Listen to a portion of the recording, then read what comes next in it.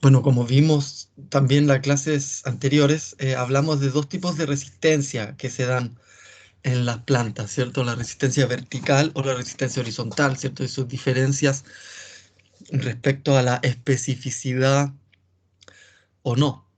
Ya respecto a la vertical, decíamos que ese era muy específico, ¿cierto? Son pocos genes, esto es poco persistente, ¿cierto? O sea, va a tener efectividad solo para cierto tipo nomás de patógenos. Tiene un alto nivel de control porque, como les decía, es específico. Entonces, para esa enfermedad va a tener un alto nivel de control y es más utilizada con patógenos que tienen baja capacidad de dispersión, ¿cierto? Patógenos que en general están eh, relacionados muy estrechamente con la planta, ¿cierto? Ese tipo de, ¿no? de patógenos. Y la resistencia vertical se puede o se reemplaza, ¿cierto? Cada 3 5 o 10 años, ¿cierto? Dependiendo de la planta. ¿Ya? Porque el estado fisiológico de la misma va a influir en la capacidad, ¿cierto?, de sostener eh, la manifestación de ciertos genes. Ya recuerden que la manifestación de los genes también depende de la edad, ¿cierto? Y del estado fisiológico, o de la etapa fisiológica, mejor dicho, de la planta, ¿cierto? Fenológica. Y la resistencia horizontal, que era de muchos genes, ¿cierto? Era muy persistente, que en general tiene que ver con estos aspectos estructurales, ¿cierto? Que a su vez son eh, para muchos patógenos, ¿cierto? Y es un tipo de resistencia en general, ¿cierto? Que le permite a la planta controlar un número importante de organismos, pero por lo mismo no es muy específico, ¿cierto? Si hay un organismo que va a poder superar esa barrera, no va a tener mucho nivel de control, ¿cierto? Entonces el nivel de control es bajo, ¿ya? Y ahora si pueden contar con ambos tipos de resistencia en una misma planta, es mejor todavía, ¿ya?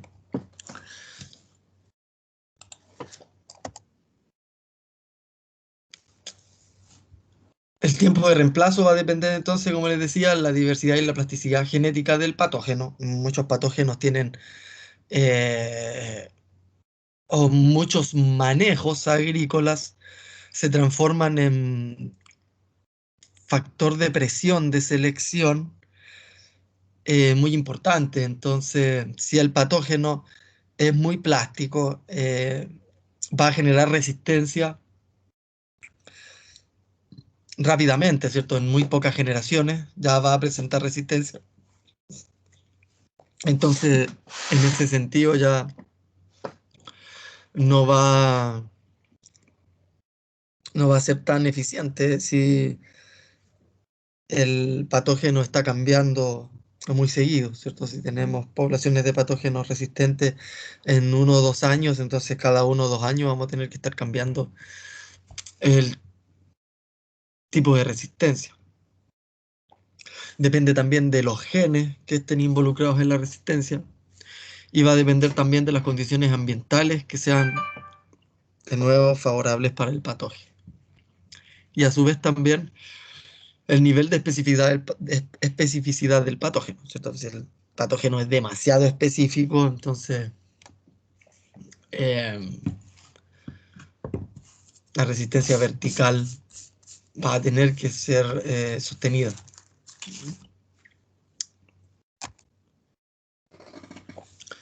Minimizar la presión de selección, ¿cierto? Para evitar el desarrollo de la resistencia, ¿cierto? Mientras menor sea la presión de selección, o sea, menos los manejos o eh,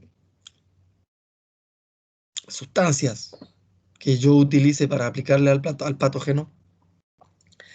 Eh, si yo utilizo siempre el mismo sistema, Entonces ese sistema se transforma en presión de selección para generar resistencia en el patógeno, ¿cierto? Hacia ese mismo sistema. Entonces, si yo tengo una diversidad de sistemas, va a ser mucho más eficiente, ya ahí va a durar mucho más la resistencia. Reducir las dosis justamente de aplicación de pesticidas o del fitosanitario que ustedes consideren, va a evitar la presión de selección, ¿cierto? Hay que controlar siempre las dosis. Esto es importante porque en el campo es muy común que siempre se sobredosifique la aplicación de fitosanitarios, ¿cierto? La gente te dice en el campo, como gracias, te cuenta que le echó el doble, ¿cierto? De la dosis que recomienda el fabricante, ¿cierto? Y resulta que esa dosis siempre está muy bien calculada respecto a que nunca le van a dar una subdosis, ¿ya? O sea, la dosis que está calculada tiene que ver justamente considerando el nivel de selección, ¿ya? Pero ustedes van a campo y siempre le echan el chorrito de más, ¿cierto? Como que en el campo o como que los agricultores asumen, ¿cierto? Que lo que les vendieron no siempre está bien concentrado o no siempre es tan eficiente como dicen, entonces siempre le aplican el chorrito de más. Y cuando le aplican ese chorrito de más, justamente lo que están haciendo es generar resistencia, ¿cierto? Eh, entonces no lo hagan, no lo recomienden, no, todo lo contrario, ¿cierto? Eduquen de que el fabricante ya calculó lo suficientemente bien la dosis para que sea segura, tanto para el cultivo y como también para el medio ambiente y, ¿cierto?, evitar la presión de selección, ¿cierto? Porque si aplicamos de más y aplicamos mucho, ¿cierto?, el mismo fitosanitario, lo único que vamos a hacer es apurar, ¿cierto?, la resistencia en los organismos. La rotación de los métodos que yo le decía de control es importante porque si utilizo siempre el mismo método, más rápido también se genera la resistencia. En cambio, si utilizo distintos métodos, es menos probable que la resistencia se genere. Y además también utilizar distintos cultivares, ¿cierto? Justamente para limitar también esa posibilidad de infección, ¿cierto? De distribución del patógeno dentro del cultivo, ¿ya? Y lo que no se debe hacer, ¿cierto? Por todo esto que yo les contaba, de que se cansa el suelo, primero. Segundo, de que estamos generando presión de selección, ¿cierto? Tercero, de que vamos a estar eh, adecuando las condiciones del agroecosistema a favor del patógeno, es que no tenemos que usar siempre el mismo cultivar, ¿cierto? Tenemos que rotar, ¿cierto? Tenemos que considerar la diversidad eh, intrapredial en el tiempo y en el espacio, ¿cierto? Aquí pueden observar una foto donde hicieron un experimento para observar qué variedad de poroto es más o menos resistente a nemátodos, ¿cierto? Pueden ver ustedes cómo hay cultivares que crecen, se desarrollan inmunes, ¿cierto?, a los nemátodos, mientras que otras plantitas ni alcanzaron a crecer siquiera, ¿ya? Entonces, así vamos desarrollando, ¿cierto? Y seleccionando los distintos cultivares según sea el problema fitopatógeno que tengamos, ¿cierto? Siempre es mejor, como les decía, prevenir, siempre es mejor eh, anticiparse en ese sentido, desarrollar, ¿cierto?, variedades resistentes es la forma más segura, ¿cierto?, de poder eh, mantener la productividad agrícola de tal o cual especie. El nemátodo del quiste en soya y los cultivares resistentes, ¿cierto? El mismo cultivar resistente de 2 a 3 años va a generar poblaciones de nemátodos que van a ser capaces de romper esa resistencia, porque justamente estamos seleccionando nemátodos en una población gigante en el cual en algún momento va a haber algún tipo de mutación genética o la diversidad, ¿cierto? Va a generar que al menos uno sea resistente, como es el único que sobrevive, va a ser el único que se va a reproducir y por ende ya en la próxima generación van a haber muchos más resistentes y así, ¿ya? Entonces, ¿cuál es la solución? Rotar los cultivares, ¿cierto? Usando cultivares resistentes solo por un año, porque si no vamos a generar la resistencia.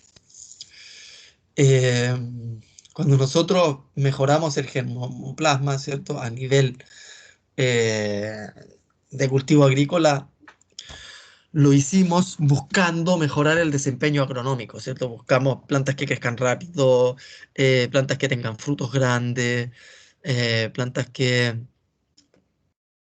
eh, dediquen menos energía, ¿cierto? A su propia estructura y más a la productividad. Pero eso también genera problemas de disminución genética, ¿cierto? Por otro lado, las, las plantas cultivadas son mucho más susceptibles. Como les digo, un fruto más grande va a tener menor firmeza, un crecimiento rápido, excesivo, muchas veces por alto contenido de nitrógeno, va a generar tejidos blandos. Entonces, como nosotros manejemos el cultivo, va a significar directamente a la resistencia de este cultivo o no a los patógenos. Y en este caso, cuando nosotros hicimos inbreeding, ¿cierto? Para generar estas selecciones muy productivas, fuimos eliminando estas otras características, ¿cierto? Que a lo mejor permitían que la planta sea más resistente, ¿cierto? Pero como nosotros fuimos buscando el fruto más grande, fuimos buscando ese crecimiento más rápido, fuimos dejando de lado esas otras características, ¿cierto? Seleccionando las que a nosotros nos interesaban y vamos generando entonces organismos que son muy susceptibles. Eso es en general lo que nosotros hacemos cuando hacemos selección. ¿Ya? Eh, Se incrementa el desempeño agronómico, pero se disminuye la diversidad genética, ¿cierto? O lo que se llama endogamia, ¿cierto? Y termina degenerando a la especie, justamente porque ahora hay un pool genético mucho más limitado del de sus variedades parientes silvestres, ¿cierto? Que tienen un pool genético mucho más amplio. Eso es importante porque la erosión genética que ocurre de la selección de los organismos implica que se pierdan genes de las variedades silvestres que después no vamos a poder tener disponibles, ¿cierto? Esto ocurrió con el maíz. Ya fuimos seleccionando estas variedades super híbridos de maíces, pero fuimos perdiendo la diversidad eh, inicial, la diversidad silvestre de estos organismos. Ya en México, por ejemplo, se hablaba de más de 2000 variedades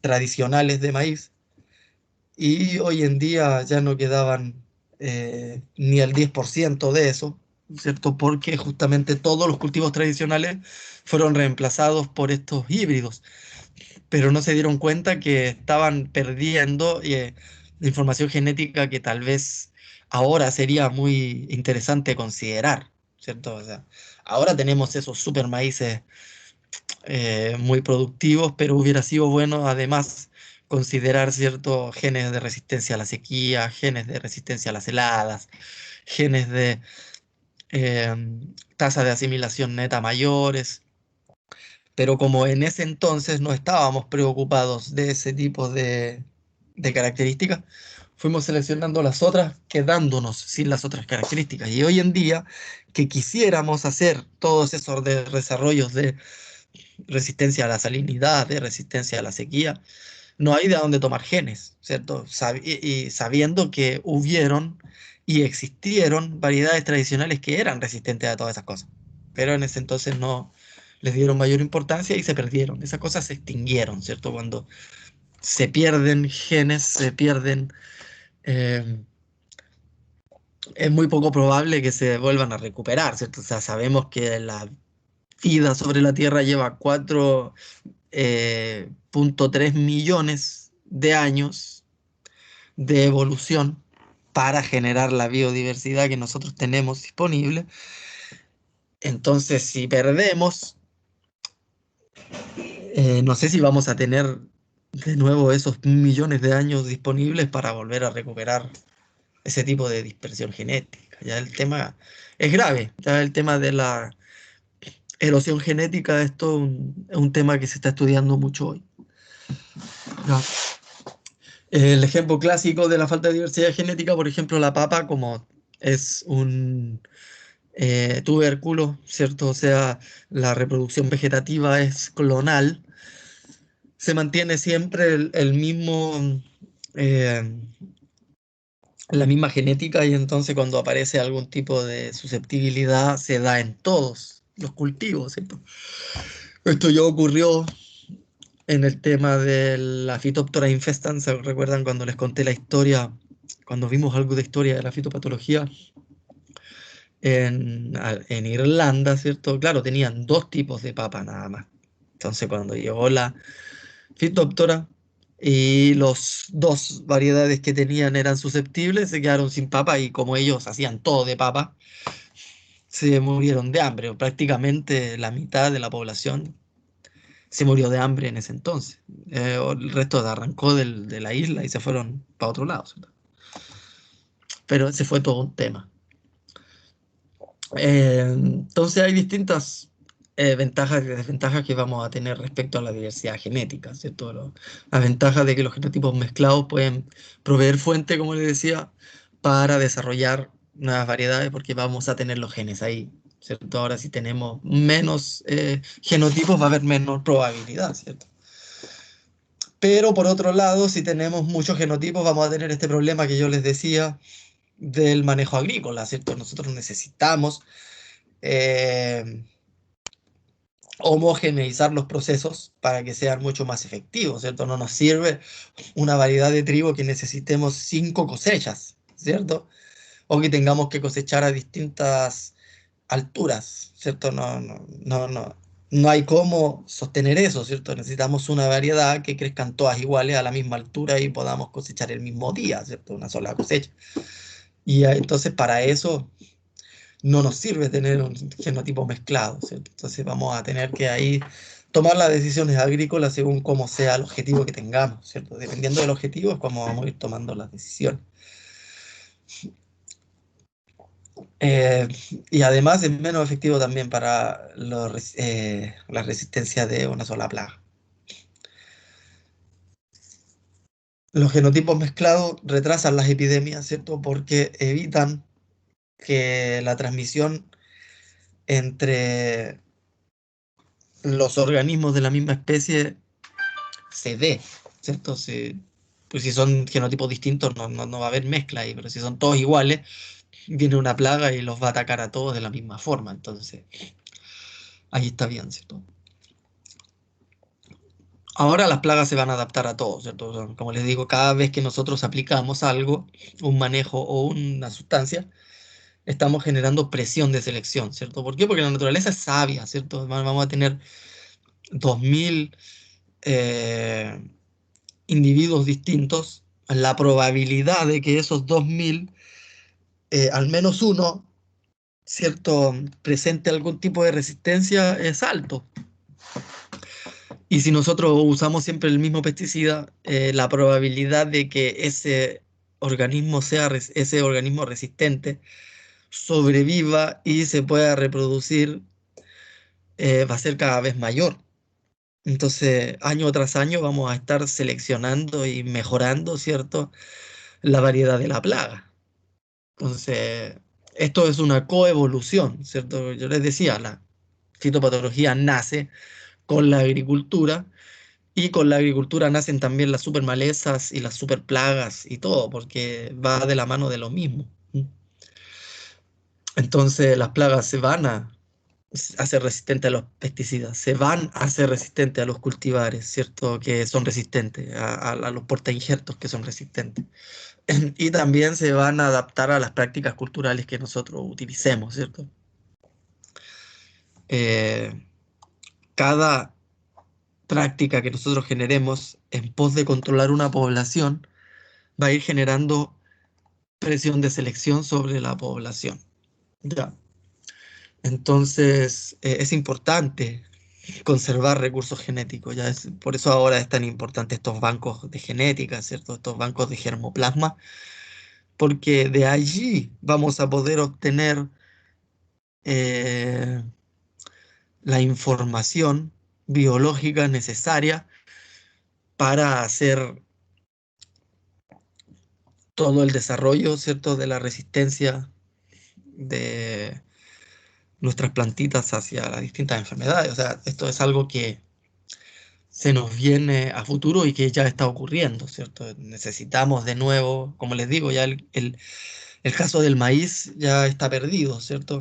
Entonces, para evitar que ocurra con otros organismos, es que se está recurriendo a poder ir acumulando lo que más se pueda de información genética, ¿cierto? Eso es lo importante. Acá en Chile, por ejemplo, el INIA tiene un búnker subterráneo, ¿cierto? Que está metido dentro de un cerro, allá en el Valle del Elqui. Esto está sí, en Vicuña. Si alguien tiene la posibilidad de andar por ahí, vaya, porque no es un desvío del camino bastante cerca. Está por ahí mismo, ustedes busquen ahí, van con germoplasma de línea. Y de hecho pueden entrar, van a poder estar afuera, a menos que conozcan a alguien o le pidan a alguien si les puede dar una visita y se los muestre. En general, ¿cierto? Los investigadores que están ahí, si bien van a estar muy ocupados con sus cosas que están haciendo, también son científicos que tienen muy buena voluntad, ¿cierto?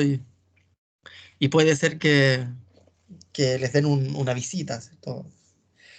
Pero es interesante lo que ellos pueden contarles, ¿cierto? De cómo guardan las semillitas, cómo las seleccionan año tras año, cómo las replican, ¿cierto? Y tienen un vivero especial solo para ir eh, reproduciendo todas estas semillas, para poder irlas guardando. Ustedes saben que las semillas no todas se pueden durar cientos de años, ¿cierto? Entonces hay que estar constantemente sosteniendo y manteniendo la genética, reproduciendo nuevamente las mismas semillas. Y esto lo hacen ellos allá. Y es justamente por esto. Ya a lo mejor ahora no necesitamos esos genes, pero no tenemos idea si los vamos a necesitar en el futuro, ¿ya?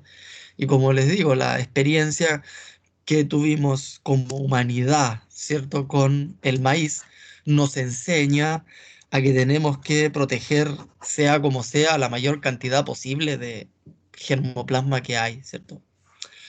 Además, hay mucho de conservación in situ, en el sentido de que muchas plantas están adaptadas, ¿cierto? A su entorno, a su suelo, a cierta diversidad de micorrizas o de microorganismos, entonces que están en ese suelo. Entonces hay que conservar las plantas en ese entorno, en ese bioma, porque si no la planta no se desarrolla, ¿ya? Se da mucho de conservación in situ, ¿cierto? Justamente porque si no fuera así, no fuese así, quisiéramos hacer conservación ex situ y lo hacemos en un suelo que no tenga las condiciones o que no tenga las micorrizas que esta planta requiere, la planta no se desarrolla. Entonces ahí es también importante hablar de que la semilla per se no asegura tampoco que la planta pueda sobrevivir, ¿cierto? Pues hasta esta semilla, esta planta va a requerir, ¿cierto?, de esta interacción interespecífica con los otros organismos. Entonces, para desarrollar en el futuro todas estas resistencias en los hospederos, ¿cierto? O sea, necesitamos plantas resistentes. Eh, es un proceso evolutivo, ¿cierto? Estamos tratando con genes, estamos tratando con selección, ¿cierto? Tanto natural como artificial, y mantener, ¿cierto? Esta eh, posibilidad, ¿cierto?, de reproducir, mantener en el tiempo, ¿cierto?, estos genes para evitar la extinción, ¿cierto? Tenemos que ir renovando resistencias, tenemos que ir generando resistencias nuevas, ¿cierto? El futuro de la fitopatología está aquí, ¿ya? Olvídense de el desarrollo de las supervenenos, que era el sueño de la agricultura convencional, ¿cierto? Con el DDT, ¿cierto? El sueño del DDT de tener un solo líquido que mate todo, que sirva para todo, eso ya no existe, ¿cierto? Ya sabemos que no va para allá la cosa, ya sabemos que mientras más tipos de venenos distintos hay, más presión de selección y genotipos resistentes vamos a generar, ¿cierto?, a los pesticidas. Entonces hay que avanzar en la misma vía biológica, pero hacia la resistencia de las plantas. Entonces hay que ir desarrollando en los cultivares ya resistentes o que no sean resistentes, ¿cierto?, diversos tipos de resistencia y que se sostengan, ¿ya? Entonces requerimos nuevas fuentes de resistencia también y asegurar, como les decía, que estas fuentes de resistencia se mantengan para el futuro. Entonces tenemos que protegerlas, guardarlas, que no nos pase lo que nos ocurrió con el maíz. Entonces, las variedades resistentes se sostienen mediante sanitización, ¿cierto? Para evitar, ¿cierto?, que se puedan generar otro tipo de resistencia. Eh, Tratando las semillas, ¿cierto? Aplicando diversos métodos, ¿cierto?, de control químico o biológico. Eso lo vamos a ver en la próxima clase. Eh, Patógenos de dispersión lenta, ¿cierto? Hacer rotación de cultivos y de variedades, ¿cierto? En patógenos de dispersión rápida, diversificar las variedades, ¿cierto? Dentro de lo que sea posible, ¿cierto? Y según el cultivo que tengamos, ¿cierto? Y lo ideal, o sea, generar diseños agroecológicos que contengan cultivos multilíneas, ¿cierto? Tener distintas líneas genéticas intraespecíficas o interespecíficas dentro de un solo campo, ¿cierto? Tenemos que romper con el monocultivo sí o sí, ¿ya? Por varios aspectos, no solo por aspectos de no aspectos fitopatógenos, sino por diversos aspectos que también a lo mejor hemos discutido en otros cursos o también han discutido otros colegas también en otros cursos, ¿cierto? El monocultivo hay que romper y seguir avanzando en el tema de los organismos genéticamente modificados, ¿cierto? Recuerden que los transgénicos per se no tienen nada de malo, ¿cierto? El problema del transgénico tiene que ver con las patentes, ¿cierto? Con los paquetes tecnológicos que están incluidos, ¿cierto? Y ese tipo de aspectos que van en contra de la soberanía alimentaria, de la seguridad fitogenética, ¿ya? Pero más allá de que los transgénicos sean malos porque sí, o porque después van a aparecer piñas con dientes, es poco probable, ¿cierto? El tema de los transgénicos tiene que ver con otras cosas, ya que no son puramente la transgenia. Entonces ahí hay que tener cuidado.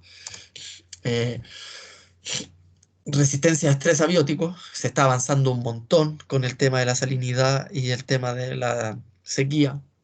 Resistencia a patógenos, ¿cierto? El maíz BT, como les decía, y varios otros que están apareciendo. La verdad no he hecho una revisión exhaustiva de cómo va avanzando.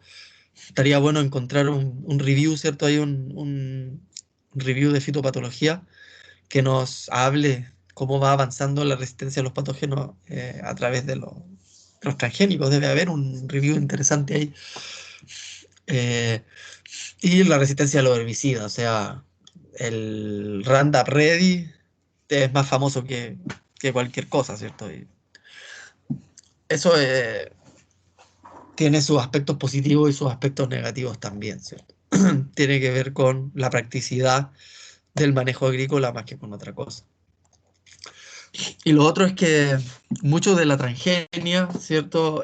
No tiene que ver ahora con introducir nuevos genes en un genoma ya conocido de una planta, sino tiene que ver también con el silenciamiento genético, ¿cierto? Que es evitar que tal o cual gen se manifieste, eh, o con deleción genética directamente, donde los eliminan y esperan que esta planta se reproduzca con o sin ese gen, ¿cierto? Entonces para allá está avanzando un poco más la biotecnología. Acá tenemos un ejemplo de el típico clásico, o los típicos,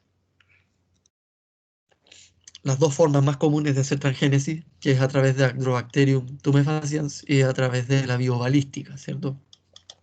De tal o cual forma, si nosotros logramos introducir una cadena de ADN dentro del núcleo, entonces esa célula va a pasar a ser transgénica. Y si esa célula es totipotencial, vamos a generar tejidos transgénicos y después, por ende, hasta una planta entera transgénica. Incluso esta planta puede reproducirse y vamos a tener semillas transgénicas. La resistencia a bacterias bióticos que se está buscando desarrollar tiene que ver con la resistencia a la sequía, con la resistencia a la salinidad, con la resistencia al frío.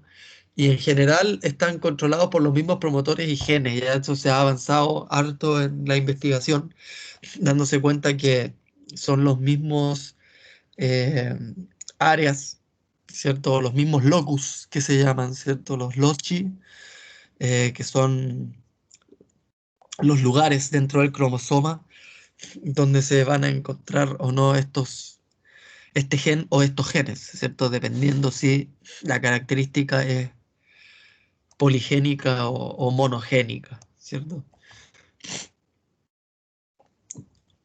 Entonces ya se están desarrollando plantas transformadas con genes codificantes para compuestos antipatógenos, MAIVT, plantas que están transformadas con ácido nucleico que generan silenciamiento, como les decía. Silenciamiento genético implica borrar tal o cual ácido nucleico para eh, eliminar esa codificación, ¿cierto? Que manifiesta tal o cual característica. O plantas con combinaciones de genes de resistencia que producen anticuerpos y distintas sustancias contra los patógenos. Ya, por ejemplo, la resistencia a los patógenos a los químicos, ya en 1960 el penicillium se hizo resistente al difenil. La tiletia se hizo resistente a hexaclorobenceno. La risoctonia al PCNB, la venturia se hizo resistente al dodine, la herminia a los antibióticos, ¿cierto? Y así todo solo por utilizar el mismo patrón de selección. Porque esto ocurre así, ¿cierto? Tenemos dos comunidades, en una hay mayor dominancia que en la otra, ¿cierto? Entonces una va a ser más diversa que la otra. Y la presión de selección tiene que ver justamente con si yo aplico siempre las mismas pesticidas, los mato a todos, pero la naturaleza es sabia, ¿cierto? Y siempre al menos uno va a quedar vivo. Ese que quedó vivo y que tenía justamente un gen o una característica, ¿cierto? Poligénica de resistencia, lo va a poder heredar, ¿cierto? A sus congéneres y va a generar entonces toda una población resistente, ¿cierto? Nosotros mismos estamos creando nuevas plagas, ¿ya? Entonces aquí tenemos de nuevo un monocultivo respecto a otro policultivo. Justamente va a evitar, aquí tenemos en la comunidad uno menor probabilidad de control, en la comunidad 2 tenemos mayor probabilidad de control. Pero de nuevo esto va a depender, ¿cierto? De qué tipo de cultivo vamos a manejar, ¿ya? Porque no siempre es posible. Y bueno, esa era la clase de métodos de control. Voy a detener la grabación.